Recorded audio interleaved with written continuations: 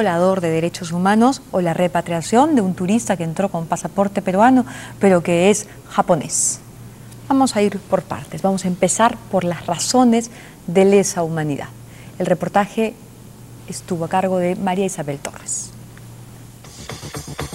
Slobodan Milosevic dirigió Yugoslavia y Serbia durante 11 años. Fue deportado por su gobierno a la Corte de La Haya y es el primer ex jefe de Estado en ser juzgado por una corte internacional por 66 crímenes de lesa humanidad y genocidio. Augusto Pinochet, dictador chileno durante 17 años. Fue detenido en Londres por ser autor de torturas y ejecuciones en la operación Caravana de la Muerte. La Corte Suprema de su país lo ha despojado de su inmunidad y afronta más de 3 procesos por delitos de lesa humanidad. Alberto Kenya Fujimori gobernó el Perú durante 10 años. Los tanques tomaron las calles. Disolver. Huyó a Japón en el 2000 y actualmente está detenido en Chile esperando su extradición. Está acusado por 20 delitos, entre ellos por conocer, como jefe supremo de las Fuerzas Armadas, de la existencia del grupo paramilitar Colina, y cometer violaciones a los derechos humanos.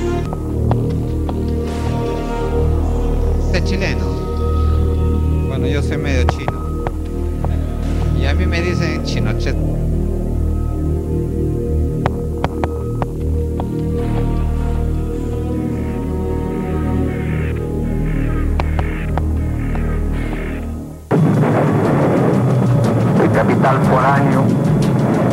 Para los chilenos que han vivido de cerca el horror de la dictadura de Pinochet, de las desapariciones y ejecuciones durante su mandato, la presencia de Fujimori, quien se ufanaba de que le dijeran Chinochet, es una burla. ¿Qué se siente tener a Pinochet y a Fujimori tan cerca? Repugnancia e impotencia. Impotencia de no poder hacer nada por estos asesinos que todo el mundo los reprocha por sus acciones maléficas. Socio, los flamingos, ¿cuál sería? ¿Queda la casa de Pinochet por ahí? Vale, gracias. Llegamos.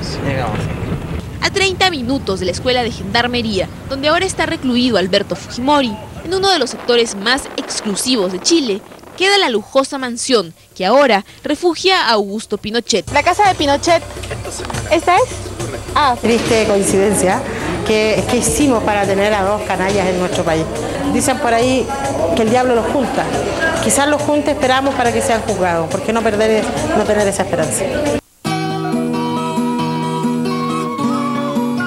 Lorena Pizarro es la presidenta de la agrupación de detenidos desaparecidos durante la dictadura de Augusto Pinochet en Chile. Lorena perdió hace 30 años a su padre. Mi padre se llamaba Waldo Pizarro, desapareció el 15 de diciembre de 1976. ¿Desde cuánto tiempo carga esta joven? Desde muy niña, pero también pensemos que me acompaña. Chile tiene una historia de mucho dolor y de mucha lucha con lo que fue la dictadura de Augusto Pinochet. Curiosamente, hoy día tenemos al dictador peruano acá, responsable también de crímenes contra la humanidad, que está buscando escabullirse de la justicia, que busca impunidad, al igual que Augusto Pinochet. Las agrupaciones de detenidos desaparecidos y ejecutados políticos en Chile apoyan decididamente la extradición de Alberto Fujimori y la causa de Rayda Cóndor y Gisela Ortiz, madre y hermana de 2 de los asesinados en La Cantuta. Siempre veo la cara de mi hijo. Siempre recuerdo que él llegará mañana, más tarde. Siempre espero eso. Tienen que ver no solamente con una historia que nosotros hemos vivido día a día, ¿no?, sino con un dolor que está permanente y que sigue haciendo daño, ¿no? Por un lado escuchamos a los familiares, compartimos con ellos su dolor, pero también su actitud firme, decidida, valiente, de seguir exigiendo justicia. Gracias a la presión de las organizaciones que representan Patricia y Lorena, Pinochet fue despojado de la inmunidad que lo protegía y hoy, después de muchos años, está siendo procesado por la justicia chilena. Yo creo que es una vergüenza para Chile que un delincuente internacional de la catadura de Alberto Fujimori haya ingresado al territorio nacional. Carmen Hertz es una de las abogadas que hizo posible los juicios contra Pinochet. Su esposo fue una de las víctimas de la caravana de la muerte. Los peruanos, los activistas de derechos humanos del Perú, los familiares de las víctimas de Fujimori, tienen que, como siempre, no confiar más que en sí mismos. Estar aquí en Chile sumándose, como lo están haciendo, a las organizaciones de derechos humanos chilenas para que entre todos juntos impidamos que la impunidad se instale en relación con Fujimori. En solo 4 días, los activistas por los derechos humanos en el Perú, Francisco Soberón, Sofía Mager, Ronald Gamarra y Gloria Cano, se entrevistaron con el presidente de la Cámara de Diputados, el vicepresidente del Senado, autoridades del Ministerio Público y otras organizaciones civiles a las que informaron sobre los crímenes de Fujimori, en especial de los casos Barrios Altos y La Cantuta.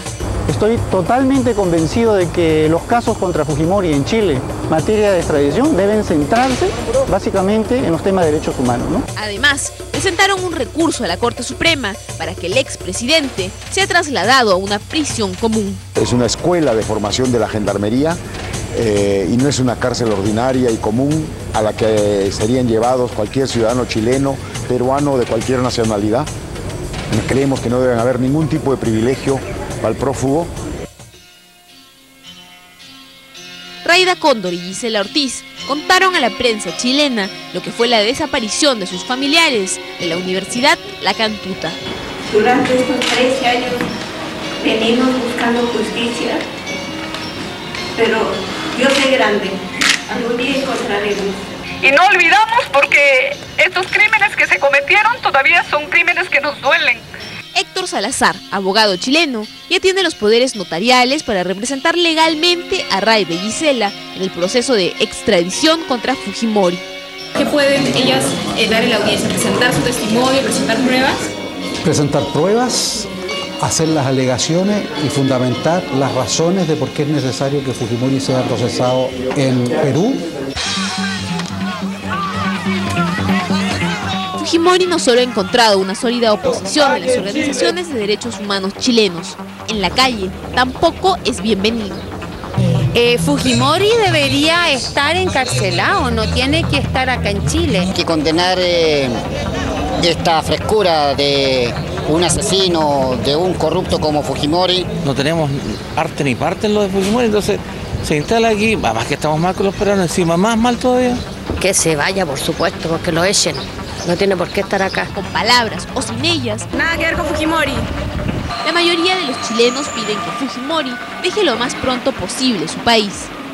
Sin embargo, Mónica González, directora del diario 7 de Chile y una de las más reconocidas periodistas de investigación del caso Pinochet, reconoce que podría haber algún sector de la sociedad chilena que sí compatibilice con el prófugo expresidente. Los únicos soportes que tiene Chile son los antiguos pinochetistas. Hay un columnista del Mercurio, Hermógenes Pérez de Arce, que lo protegía diciendo que los mismos que condenan a los violadores de derechos humanos bajo Pinochet son los que hoy día quieren juzgar a Fujimori. Bueno, eso es verdad. Hasta el momento, a Fujimori en Chile las cosas no le han salido bien. El gobierno de Lagos lo acusó de irresponsable. Su abogado lo abandonó. La Corte Suprema le negó la libertad bajo fianza y las organizaciones de derechos humanos le han declarado una guerra sin cuartel. Odio a ese hombre, porque me quitó lo que era mío, lo troncó la vida a mi hijo. Eso es lo que me duele a mí.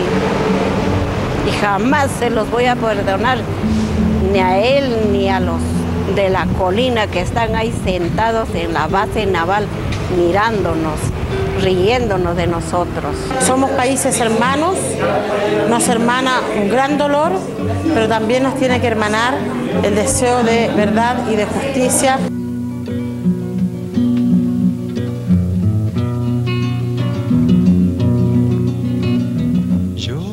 Fujimori siempre pensó que él era la versión sushi del dictador chileno e hizo todos los méritos para parecerse a él. Al final, Fujimori, como usted lo ha visto, se llamó a sí mismo Chinochet, se equivocó, igual que Pinochet.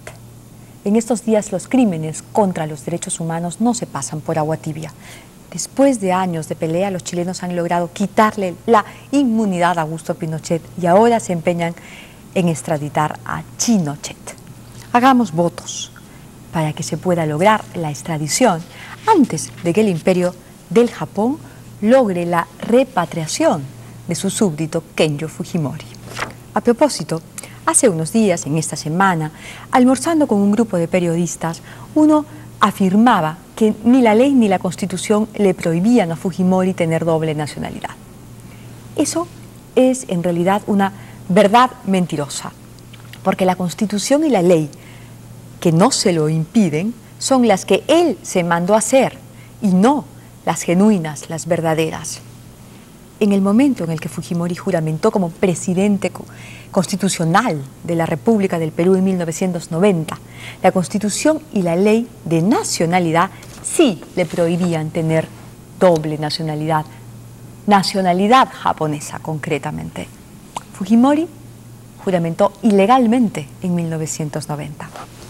El 11 de julio de 1942, durante el gobierno de Prado y durante la Segunda Guerra Mundial, se modificó en el Perú la ley de nacionalidad. Los migrantes que llegaron a causa precisamente de la guerra hicieron notar a las autoridades de entonces la necesidad de establecer claramente las condiciones de la nacionalidad peruana y a su vez proscribir la doble nacionalidad.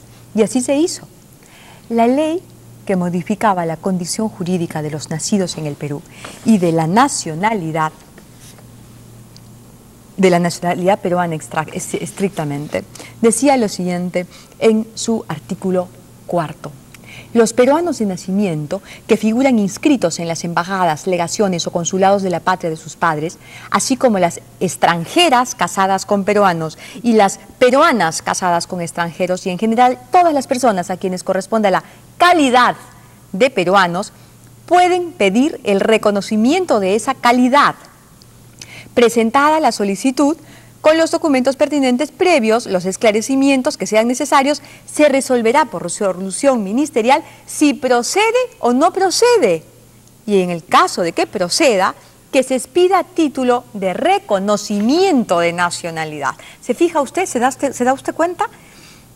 En términos prácticos, se les retiraba la nacionalidad. Eso es exactamente lo que dice esta ley. Los peruanos de nacimiento que eran inscritos en los consulados de la patria de sus padres perdían cualitativamente la nacionalidad peruana y los derechos que ella otorgaba. Si querían tenerla y usar esos derechos, como por ejemplo el de postular al Congreso o a la presidencia de la República, debían solicitar expresamente el reconocimiento de la nacionalidad peruana.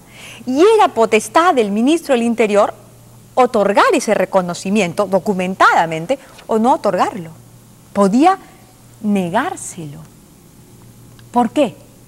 Porque con eso el Perú se protegía de la posibilidad de que más adelante se constituyan minorías agresivas que quisieran, por ejemplo, tomar el poder. Eran tiempos muy difíciles y las migraciones eran realmente grandes, importantes, se ubicaban en distintas zonas de América del Sur. Definitivamente la migración japonesa fue una migración muy importante en el Perú. Años más tarde, la Constitución de 1979 relajó el rigor de la Ley de Nacionalidad del año 42 y admitió la doble nacionalidad, pero únicamente para los peruanos que adquirieran otra nacionalidad iberoamericana. En el artículo 92 del capítulo 2 de la Constitución del 79 dice claramente: los latinoamericanos y españoles de nacimiento domiciliados en el Perú pueden naturalizarse sin perder su nacionalidad de origen, si manifiestan expresa voluntad de hacerlo. El peruano que adopta la nacionalidad de otro país latinoamericano o la española no pierde la nacionalidad peruana. Eso dice la Constitución del 79. Solo admitía la doble nacionalidad en los casos de peruanos que adoptaran una nacionalidad, otra nacionalidad hispanoamericana. mismo origen, misma lengua, nada más. No la inglesa, no la japonesa, no la china, no la francesa. Solamente latinoamericanos o españoles. Cuando Fujimori juramentó en 1990, regía la Constitución del 79. Y él sabía perfectamente que según la Constitución y la ley del año 42, que también estaba en vigor, él debía haber renunciado explícitamente a su nacionalidad japonesa. Él sabía que su padre lo había inscrito como súbdito del imperio apenas nació en el consulado de Japón en Lima, pero no renunció, no lo hizo. Sabía que tenía que hacerlo, pero no lo hizo. Al contrario, ocultó su nacionalidad japonesa, contaba con ella para más adelante, contaba con ella para huir más adelante. Sin embargo, no se sentía seguro. Pues claro, no se sentía seguro. Algún periodista o algún jurista podía descubrirlo y denunciarlo y echar a perder sus planes siniestros. Montesinos, que es un zorro, lo sabía y le ofreció su complicidad por un lado y una salida por el otro. Ahí es donde comienza el golpe de Estado del 5 de abril de 1992 en la necesidad personal de Fujimori de una nueva constitución. Vea usted, aquí está la constitución del año 93, en la que ellos mandaron hacer a la talla de su zapato. La nacionalidad ya no es un capítulo, ya no. La nacionalidad es sencillamente un artículo. La regulación sobre la nacionalidad se trata únicamente en un artículo, en el artículo 53, y dice lo siguiente: la ley regula las formas en que se adquiere o recupera nacionalidad. La nacionalidad peruana no se pierde salvo por renuncia expresa ante autoridad peruana. ¿Me ha escuchado bien? La ley regula las formas en que se adquiere o recupera la nacionalidad. Eso dice el artículo, inofensivo el artículo, ¿verdad? Si no hubiera habido rata encerrada, cualquier peruano distraído podría pensar: qué modernos los constitucionalistas del 93. Pero no, no fue la modernidad, sino el monedero lo que funcionó en este caso. Usted me ha escuchado. La ley, dice el artículo. El artículo constitucional dice: la ley va a regular las formas en que se adquiere o recupera la nacionalidad. Y vamos por pasos. ¿Quién hizo la ley? ¿Quién hizo la nueva ley de nacionalidad? Chiqui, apóyame. Aquí está. Propuesta de la nueva ley de nacionalidad.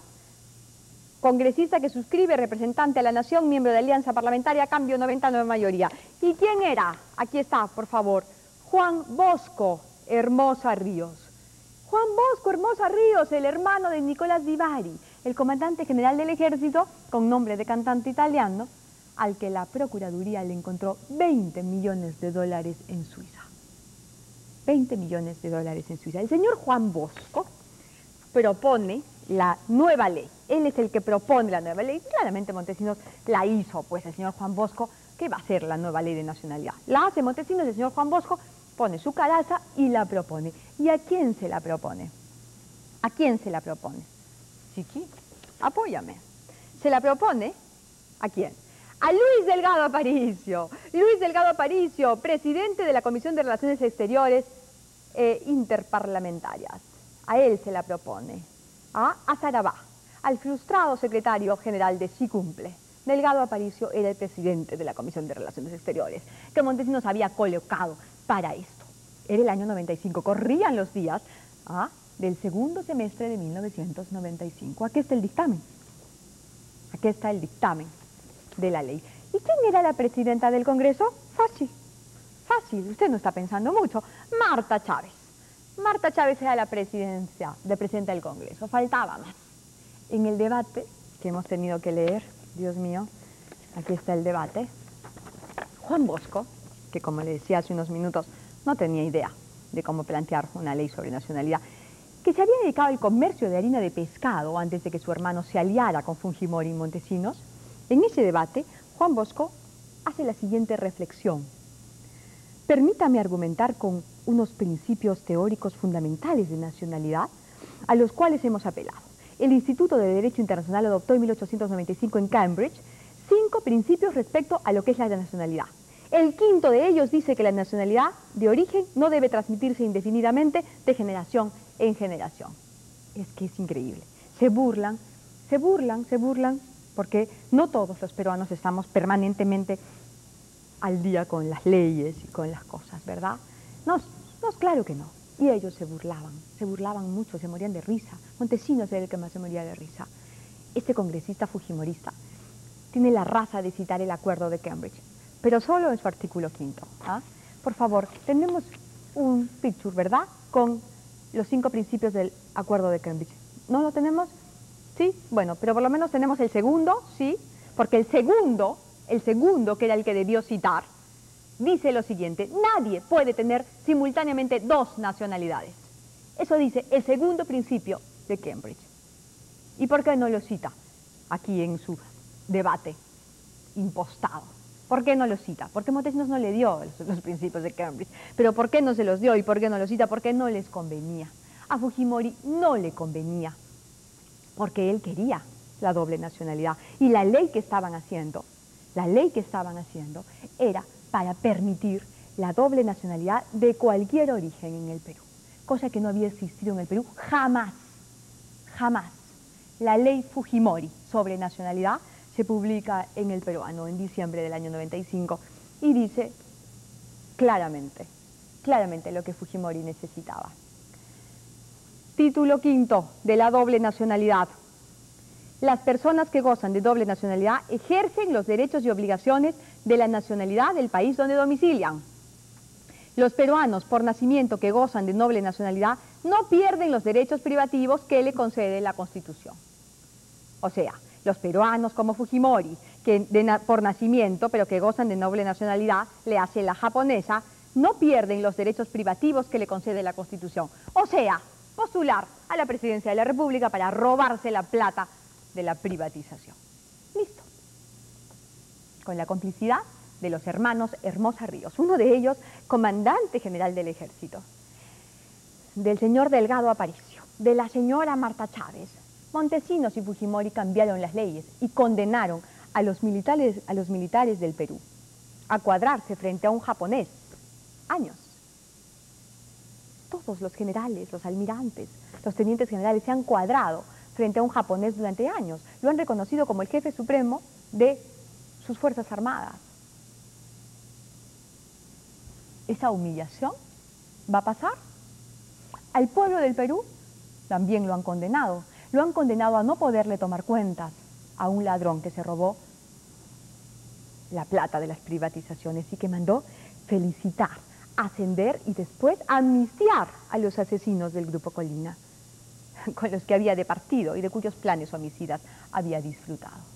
Estos sátrapas nos obligaron el miércoles pasado a someternos a todos los peruanos, a usted, a mí, a todos los peruanos, a la humillación de espectar como en conferencia de prensa el embajador japonés y el canciller chileno aceptaban para el público mundial que Fujimori es un súbdito del Imperio del Sol y que por lo tanto su gobierno lo protegerá, porque algo le debe. Fujimori fue generoso con nuestra plata y su gobierno está pagando. Ya lo saben. Fujimori y Montesinos no dieron el golpe para hacer una constitución que garantizara la economía del libre mercado. Tremendos mercantilistas. Les importaba un bledo el libre mercado. Ese fue otro de sus cuentos, un cuento que por cierto usaron solo hasta 1996, año en el que el reformador se quitó la careta y dejó salir al descomunal populista que realmente habita dentro de él, para dedicarse a robar con su socio Montesinos, un socio al que ahora añora y que esta semana le ha tendido la mano para la reconciliación. Con eso regresamos después de la pausa. La reconciliación entre Fujimori y Montesinos. Todo indica que los hombres de ambos bandos están nuevamente trabajando juntos. De 3 por 2 metros y medio, acompañado permanentemente por un policía que solo se desprende de él para ir al baño. Sin embargo, en su campaña de imagen dice todo lo contrario. Ayer, sus hijos Hiro y Kenji se pusieron en el Congreso. Regalando, o sea que nadie votó por mí. ¿Dónde están los 50.000 votos que he conseguido? ¿no? Yo no soy un hombre que ha ido a mendigar votos, ni a suplicar, ni ser un tránsfuga.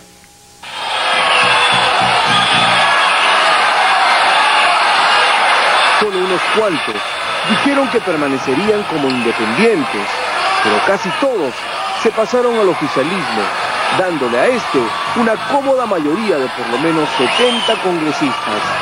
Estos parlamentarios, llamados tránsfugas, hicieron que el grupo del gobierno controle absolutamente la mesa directiva y todas las comisiones ordinarias del Poder Legislativo. Lista número 1.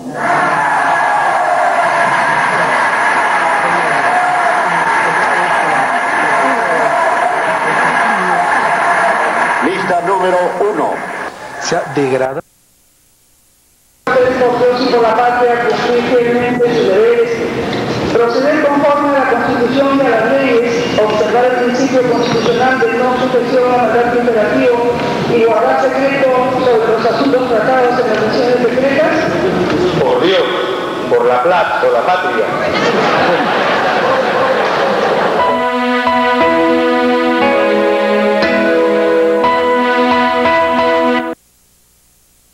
En condiciones de igualdad y de justicia.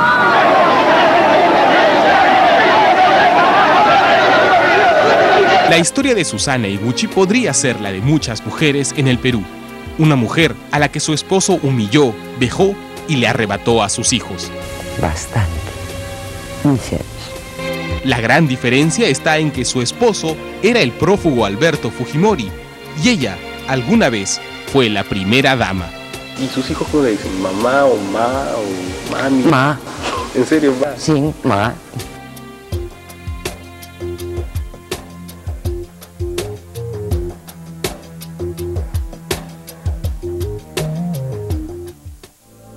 En la comunidad Nikkei, lo tradicional es llevar dos nombres, uno castellano y otro japonés. El segundo nombre de Susana Higuchi no podría ser más irónico. Shizuko. Shizuko, que significa tranquilidad. En realidad, Shizuko vivió honrando su nombre muchos años, hasta que en 1990 perdió la tranquilidad para siempre. Su esposo Alberto Fujimori se convirtió en un candidato con serias posibilidades de llegar a la presidencia. Entonces, ella como esposa tuvo que justificar algunas de las criolladas de su marido, como cuando se enfermó, entre comillas, para no presentar su plan de gobierno. Si les puedo explicar, ha sido causado por comer bacalao, Semana Santa. Higuchi tiene muy claro cuándo fue que su marido se fue para siempre. Yo te digo, el 10 de junio de 1990 a las 3 de la tarde. Proyección al 100%. Alberto Fujimori, 51.67% a nivel nacional. Flash, ahí cambió. Corrompido por el poder, Fujimori empezó a ver a su esposa como un estorbo en sus planes dictatoriales. Le temía tanto a la popularidad de Susana que incluso aparecía sorpresivamente en sus actividades como presidenta de la Fundación por los Niños del Perú.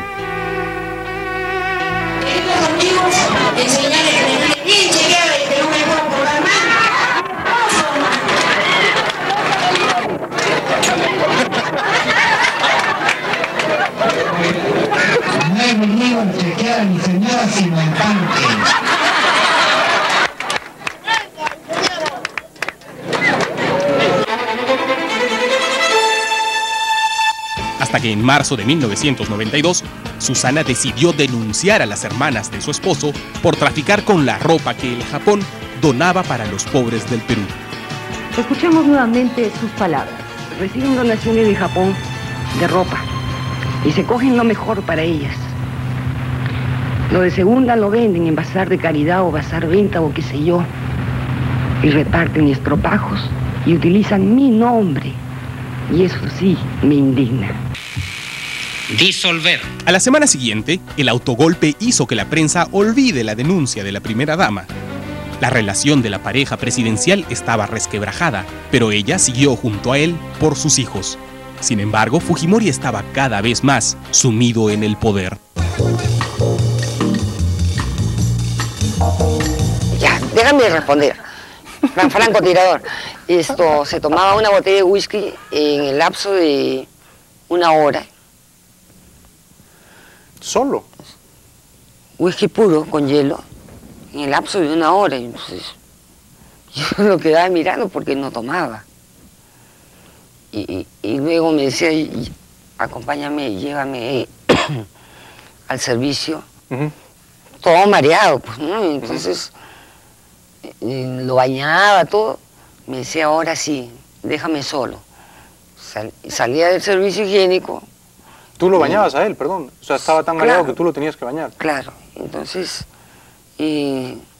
al cabo de 5 minutos salía todo perfumado, bien internado, y me decía, ¿sabes qué? Eso sí me voy al zinc. ¿Por qué salía tan derechito? Sí, no podía dormir. Bueno, yo he tomado cocaína hace muchos años, y después de tomar cocaína uno no puede dormir, pasa la noche en blanco simplemente. No podía dormir. Tú no has tomado cocaína nunca, obviamente, Susana. Nunca. ¿Y alguna vez lo confrontaste y le preguntaste a Alberto, ¿tú estás tomando cocaína? No. Lo que siguió parece una película de terror. Fujimori le apagaba las luces de Palacio cuando ella estaba sola. Ordenó que le apliquen un extraño tratamiento con electricidad. Incluso soldó las rejas de Palacio para que ella no recibiera visitas.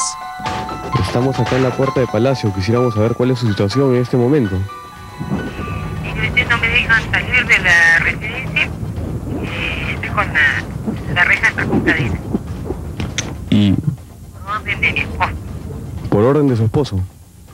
¿Y por qué no la dejan salir? ¿Qué es lo que alega su esposo para que no la dejen salir? No hay respuesta. Algunos medios dicen que la señora se encuentra prácticamente encerrada, con puertas cerradas, aislada. ¿Qué nos podría decir usted, presidente? Bueno, ¿cómo quieren? Si quiere la llevo a Palacio para que vean cómo es nuestra relación. En 1994, ella finalmente lo abandonó. Pero ya era tarde. Montesinos creó la leyenda de que la ex señora Fujimori estaba loca. Y así, sus denuncias, a pesar de que muchas estaban comprobadas, se desacreditaron. Si bien la mentira avanza, la verdad, tarde o temprano lo alcanza. Y pasaron los años.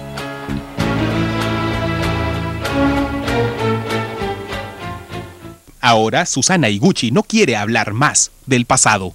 En verdad que las verdades dolorosas pasadas están formateadas en mi cerebro.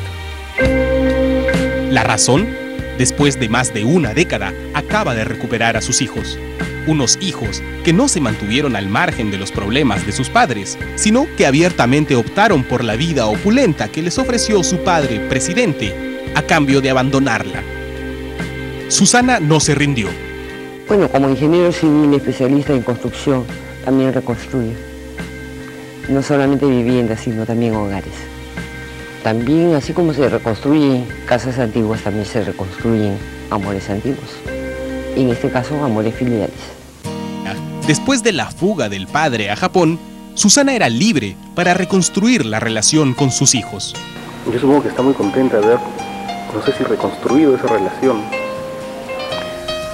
Sí, gracias a una palabra muy simple, que mucha gente no le da importancia: democracia. El año pasado era la más feliz con el matrimonio de Keiko. ¿Y le gustaría ser abuela entonces? Ay, sí. Y bisabuela y tatarabuela también. Este año Kenji se mudó con ella. Al fin, Susana había recuperado, después de 15 años, la experiencia de ser una madre normal. Bueno, cocinar, lavarle su ropa, preocuparme por él, a qué hora viene, a qué hora llega, con quién sale, hacerle masajes, esto, ¿no? Bromitas van, vienen, sí. Jugar. Por eso, para no perder lo que tanto dolor le costó reconstruir, es que ella no ha dado entrevistas a la prensa a propósito de la detención de Fujimori en Santiago, ni quiere comentar nada de su pasado con el padre de sus hijos. ¿Por qué? Con mis hijos. Y son 4, no es uno, son 4. Pero el semi-regreso del prófugo ha revivido la tragedia de Higuchi. Kenji voló a Santiago a ver a su padre Y la madrugada anterior a la breve entrevista que nos concedió, ella había chateado con Kenji durante horas, porque su hijo está muy deprimido. ¿No has amaqueado un poco las cosas? Depende. A nivel, digamos, de... ¿A quién? En la relación con sus hijos. Ah, bueno, de repente es parte de la estrategia de Fujimori, ¿no? Así que prefiero no hablar de ellos, ¿no? Susana no quiere hablar más de su vida personal. No quiere arriesgarse a perder nuevamente a sus hijos. Háblame de política. Política internacional. Pero hasta seguir su oportunidad. Muchas gracias. De nada.